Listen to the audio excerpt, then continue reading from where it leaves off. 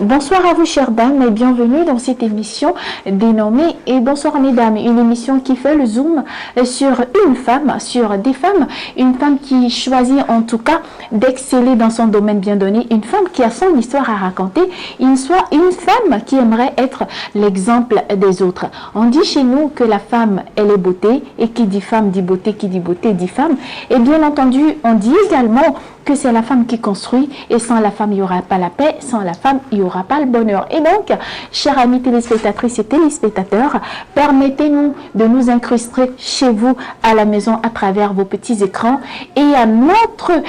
balade nous emmène chez une dame qui s'appelle Berkissa Moumouni.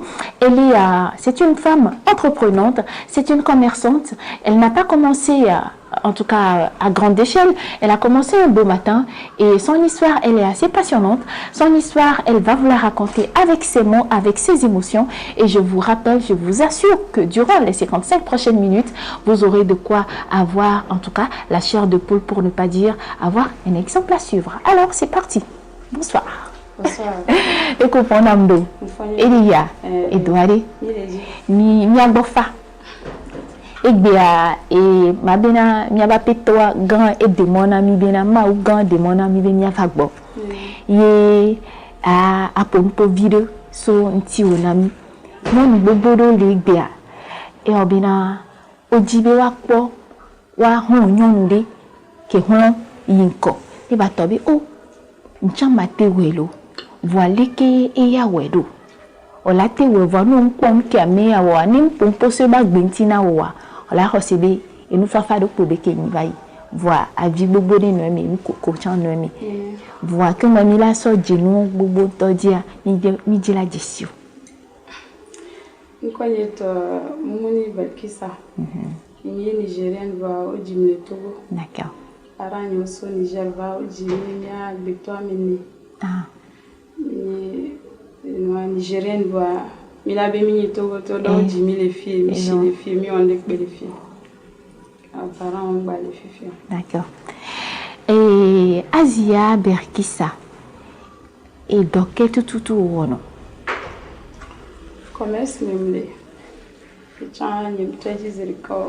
aller, à Kakavado, qui me lègue. Que me aller, bobo, que me avec moi et moi. Me dit, viens, seigneur, gomme, qui tu cuirais. Comme tout Kakavado fille a dit tu vas mater bien à mes vidéos. Parents yemshi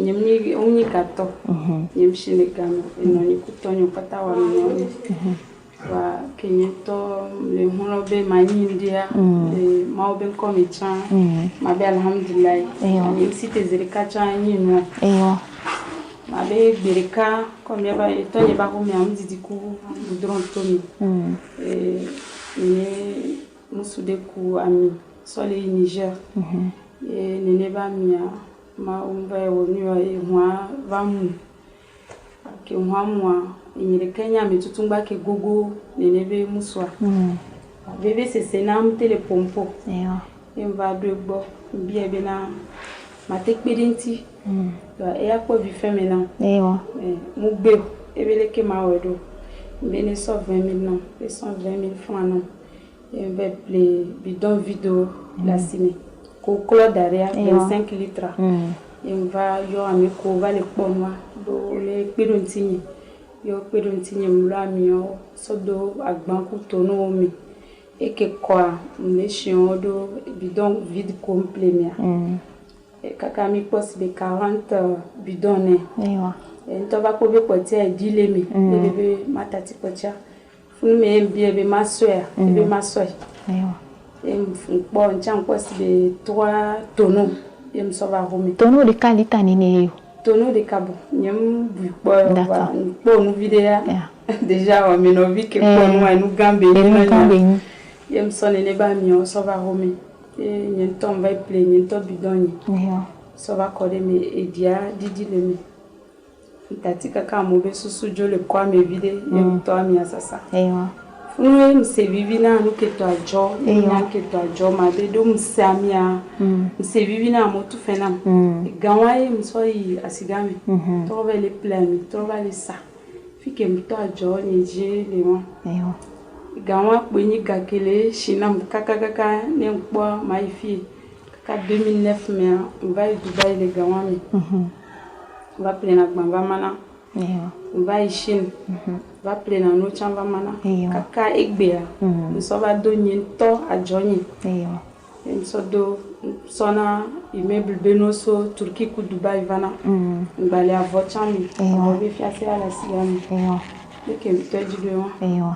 Et à Jori Kupe me a Kuhedo vana. La tete comme na Nigeria.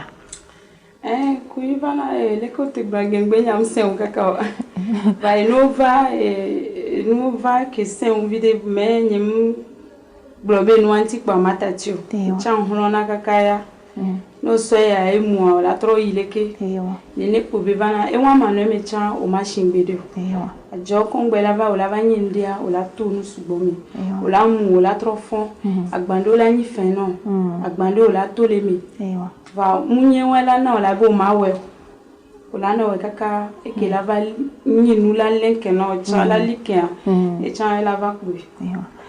Egbe a mi le ko be na ame gbogbo to jisio. Ola na ya lo bo jisio. Ye bato be na Asia konia omso alove sodo atame dario.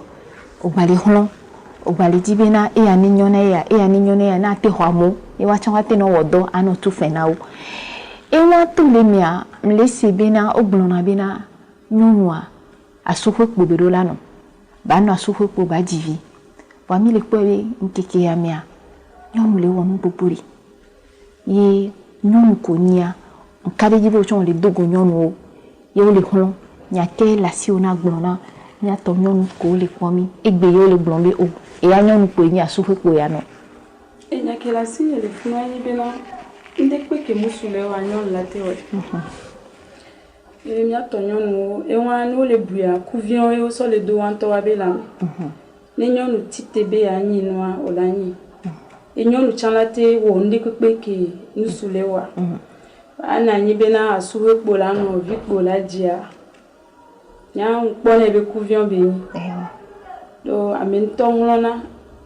ke nyam tite la ya me va egbe ke ma be ya irama nyem so aboso da tamori nyem to pele puju le kplo no do se gbangbele ke ngbele na mi ani nyem puju musu agbo be makpiri ntiwa egbe nyem anyi nu le chambe gami ba adenye biso mo matin kaka zando mle odon nyonu la tenyi o manna abi asuwe pa no ajivi hotel asuwe e doki la lojina wa o la tele tenyi nu vide le mo ben kome e la vanyi nu gan no odo Asia Bekisu et miabe maman onyalo tu as des enfants deux vignon vie en même temps ah et son nyamule mio quoi je me souviens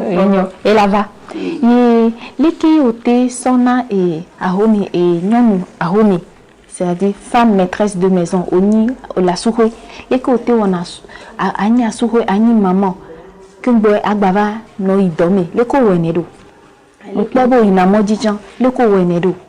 leke mo wenedo nyina bena esonye ku vinyewa nde ko pete jole bebede na ki am Donatan na o leke m Donatan na domi anyenta na ti domi voa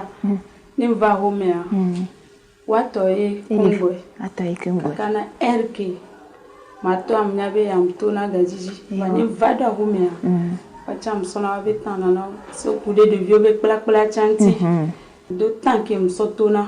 d'autant que me so bona vana na de vieux ku ato ni si bojo imodiare leki o s'organiser na kongwe jono kongba ma joa dada nyele ni kwimi ni tori kanorika ki wa mewa ekpe ni ehononye enyi nonye egbe do mi atoku mi anoku enyi ndé kukpe nam e ma joa e ba lo mi sona ndé kukpe do na et non a mes coups de vieux. Alors, au cours de cette discussion, plutôt au cours de cette entrevue, Asia Berkissa Momoni, elle nous a raconté son histoire en pas en totalité, superficiellement, mais une histoire qui en dit long sur ce qu'elle est devenue aujourd'hui, une histoire qui a commencé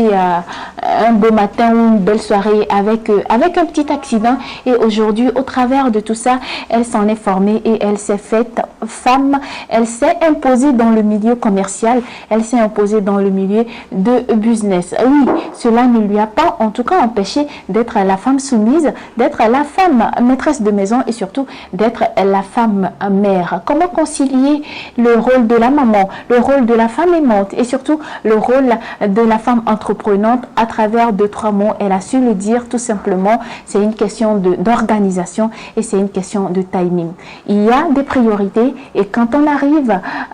en face de ces priorités, il va falloir mettre les points sur les i et faire face à ces priorités. Alors la deuxième partie de cette émission nous emmène découvrir aussi des opinions de Berkissa. Quelle est la place de la femme dans la société active? Quelle est l'importance que la femme en tout cas occupe dans la société actuelle en tant que commerçante, en tant que femme entreprenante et surtout en tant que maîtresse de maison? On en parle, c'est maintenant, c'est tout de suite. Alors Asia Berkissa, Egbea, il est fêté 8 mars. 8 mars, nous avons bien que son ami nous reconnaître bien mia chamili. Voilà. Est-ce que on les peut bien nous be droit, on les respecter voix, on les n'a be droit. Alors coup de bien, ni a be droit wa iba potom les soins ami. On voulait vite tirer le film, il y avait droit à Nyangba les quoi bien va photo vidéo voir. Mais les gens, les que bientôt il y a pas les dia et les cadeaux mais ça et pédé au meilleur. Et voilà, amiro que balé blondena nous be problème toi nous toy n'y be problème. Ah, nous toy n'y be problème ya do les que magblé do. Nous toy ni mi hono mi le dindia mi bonne. Ni ko bina ni on to le dinwa no tite on la pe. Eyo. Anu be anani be wa so e bana wa le pe mu le facile ya menene. Eyo. Et ça pour nous be droit antia depuis que o le ko bina e le nyon aussi de nya be droit mi. Nous do penpen le mi be droit mi. Wa ya yen ton blenen ba blenen. Puis ça fait que mi va donner mi pour boire ou nami. Ça fait que mi va do ma be egbe me a ou nami. Et surtout que mi avait un kono lawa, on a mi avait te pe gbogbo de le togo fie ton kinyan boya. Et Georgina nya gba le Georgina gba le do agbe côté wanto. D'accord. Donc de pe que mi ve dia, mi avait nyon ni nana et non a facile nami. Voilà. Et obena mi dona problème tiande. Et mi a commerçant toi et on me dit ça pour ma kudo banque onti avec donaga mi le problème mi a commerçant toi ni mi j'avais doga et de na fouvire et moi bon on toi me de na fou nyao les banques be côté à ne comment olé sogbe et les que olé o doku banque à droit voilà même de problème de pelle on ka onyo no blona bena et de na funa yo o matiti te gbe ku sokwa o mzana banka aba boni noga wachan ko le o so le protéger wa be banka wa o dibe apole ko le o doku banka no le o doku banka o le va te gbe o le kogo le sanu so le va o la do gana o ya gbe va gbe ku so ame do no do no ngba vana chon wa jo sina o ma do chom jo nyina e nya sugbon ba ne ma bena mi les deux problèmes les banques be côté à aje nya les filles o yo nam won to proposer na no nam do pole ke mi le odo do o wa chon ma von confiance de le nya do que même deux problèmes de le fond et mira pomporo nyon tonti fifi et be ami le po bena nyon bobo toa o le do problème la souhoi parce que obe e hon bubori le si e kudo sron o do problema e vetona hon leke nyonu asuhoyole e conseil ke yo pobina o la tena nyonu ke la suhoy gayame conseil ke mana nyonu ke la suhoya imina bon gengbe nyem se o va ma do leke ya o la techa ke na miko usalo OK nyonu to nyine be problème no diba suhoy no nyono wa ila nyono o kusron mi mate donya a sauvé son holo so va dare do domi be nu ya e chana so matenyo gbere nya me ve kpom nya no be mi le di nya no ne nya de le mi ple nya me ve ne okpo be nu so agbo mu le di eji mu le jo oble ne denti chéri wezon kele wo kaka la brono nu kele wa e nu kele vi o cha agbo ne okpo be asuho ya ame ve kpo be jina afike e holo le demi et non les demi tassi les demi matenya o gbere o e nya tutu ngbe ve gwancha nyonu abobodo ko na musu muni be onyi nde kwa o ma ora bo ma bio aso mule wonde walo awo ni le be nyina musu ya ejina be wa buye ne necha le mio musulman no me o fion mi be musulman mo fion mi be musu enya me be ndekpe ndekpe ko be to le to ku no ba home o so do musu ba home amewa enya be ndekpe o o la bui o la ne be tepe e la no boy vane gbon I agbon a o mate na yiku o conseil que mano boyi be na ba so e ko nyi le agbanje alo onyi amegande onyi nde onyi gato o ma bu musu o mate de son la han son no nya kenya bobe mate gbon na yo mira so fifi am tibe mia pomposo association anti jolie dame ba to be ni soa e obe mia dometori le devito mia so mi be jemi ni mia gbon po ni mi po be azan nya popo azan vivi ejo no si bebe na etoku no vi jimi ni donc mi dit la c'est comme vile il y avait association mais OK mi won OK tout béni ba mi a Nigeria no ko que les diaspora mi o association on mi ate sono dogo mi ate sono de simia no so jimi le jubu me ba mu ni be mi atati mi abenu ki wa yo mi ato Nigerian de kade ke to Halima Jo restaurant ben ko to jo mi so yo ne e va do susuma e be créer association ami et le présidente ni présidente na et Nigeria guidéo les memi souvent les mi pané vie de topé allo mariage mi va donago mi bonaga sonana mia et ni kele mia sia yana mia ina be mi le de simia no tamia nya ba mi ale ke chan le ju ya mi ale ke chan le ami do problème le ha mi e ju me po mi no na tegbe boa e hari pepe a ese no nenti e ese kewe le mi to anti o nya be ha do se gande le ko ese ke mi so dare po ni be se le ke mi anyo no do mi mina na conseil mi no so kuda suwe be nyanto ko le blontia pa me do na groupe ami wala tro dia me be vocation no maka ka mi aso wala va se wala va bidia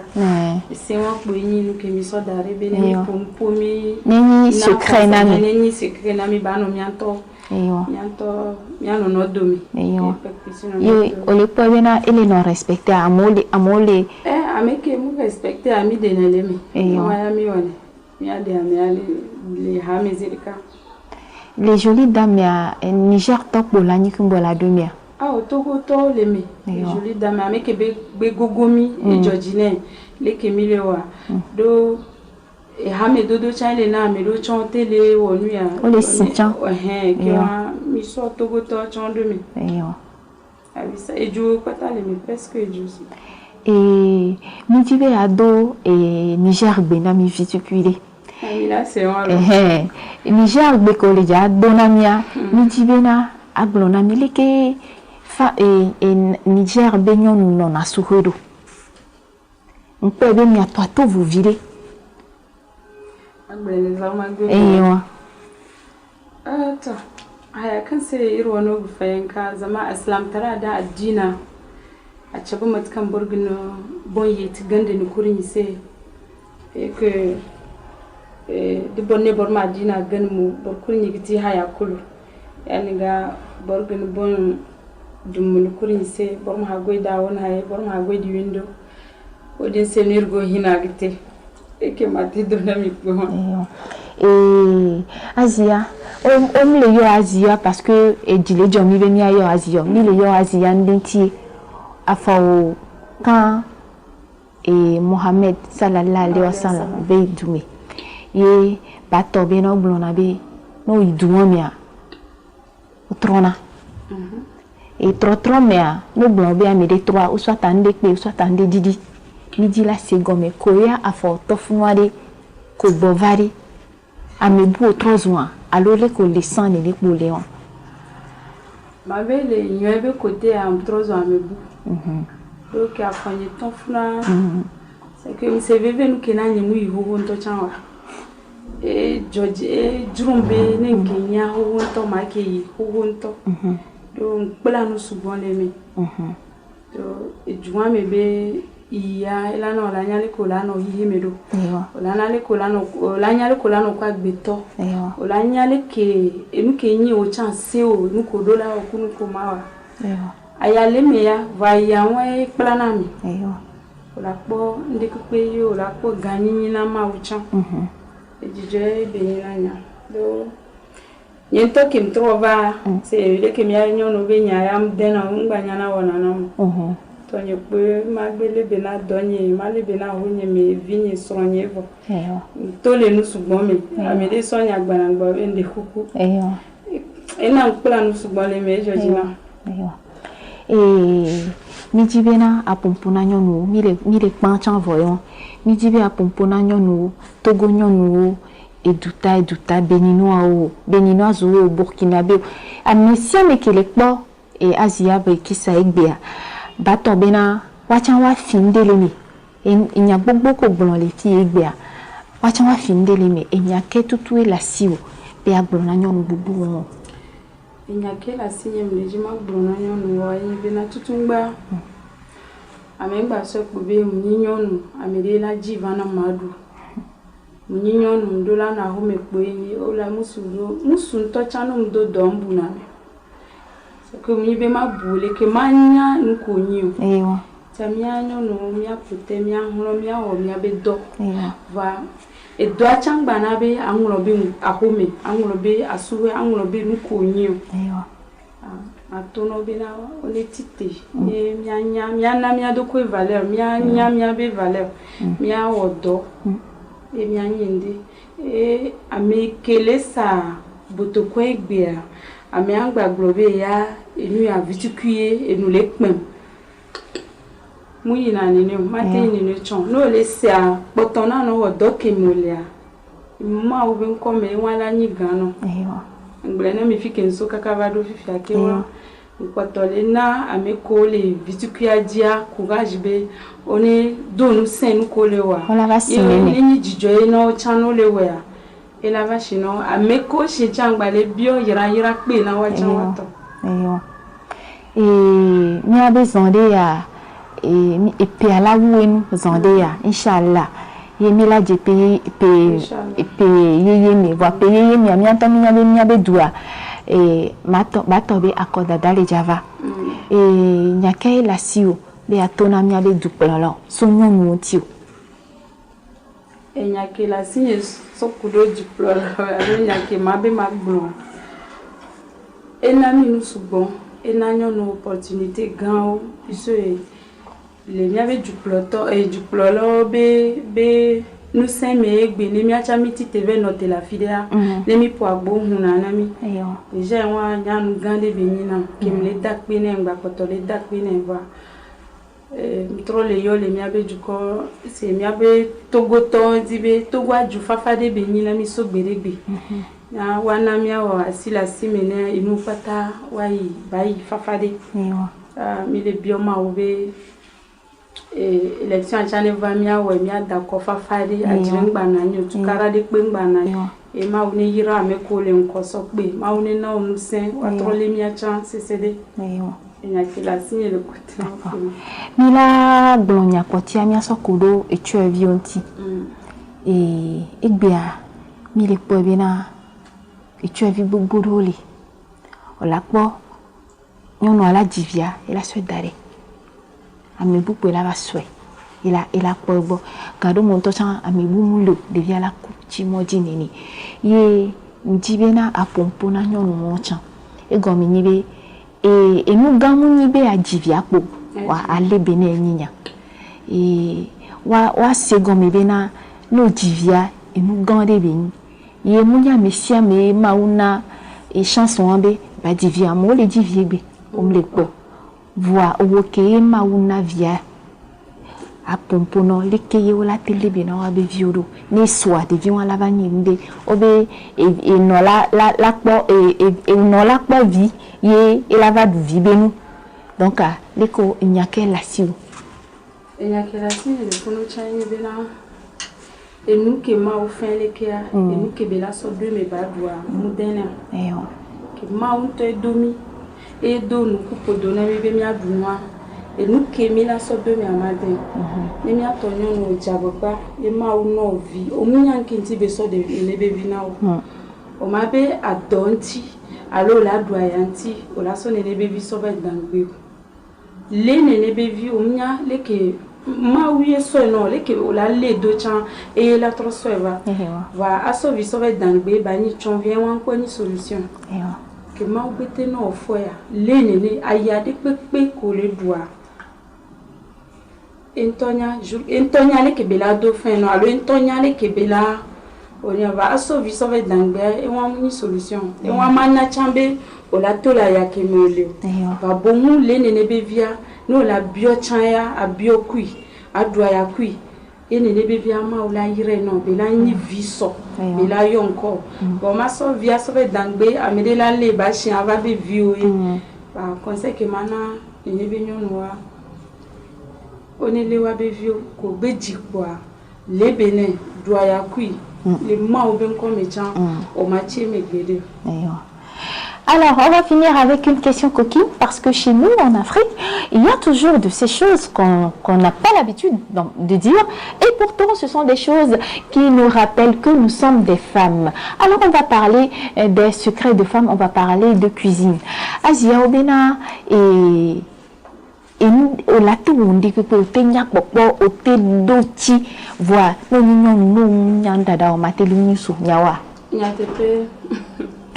no nyon e o nya ndada wa baloi ki wa odola nyalo kola danu e son on to adanu son badwa yi na jijwe e mi o mi abe kote mi abe miziro mo so chomulo na me bula dana o mi gbabe nyi mi ameve mi ameton mi la vano da kon e dada o chon la jibe to ani vivi to ani nyon ke wa nya jagba mi anto mi ano o mi abe ndada mi ano o mi abe cuisine na mi ason e ame ko mi chan le potole to no boni ple game mu yino on plana e no abe vono kaka na fi ola te ple ola gba potola no ple ko mi nya e no gba pen o la te bio vigon de la fion de ale ko la o ça va nyon manyanda ya ma poyo be nyon to cha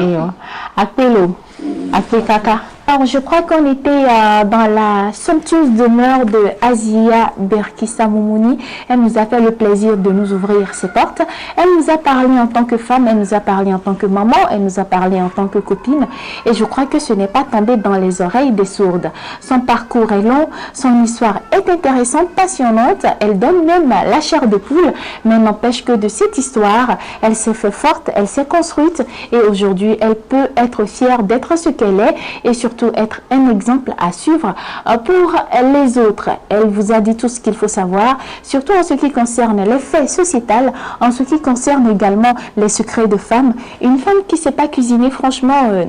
il va falloir revoir tout ça. Et donc, avec un sourire assez hospitalier, je vous dis merci de nous avoir accordé votre sympathique attention. Ce fut un plaisir, mais nous reviendrons dans les prochains numéros avec Asia, mais cette fois-ci dans un documentaire qui dira long sur son parcours. Merci. Et comme je le dis toujours, femmes, soyez belles, soyez fortes et surtout ne laissez personne vous dire le contraire. Au revoir.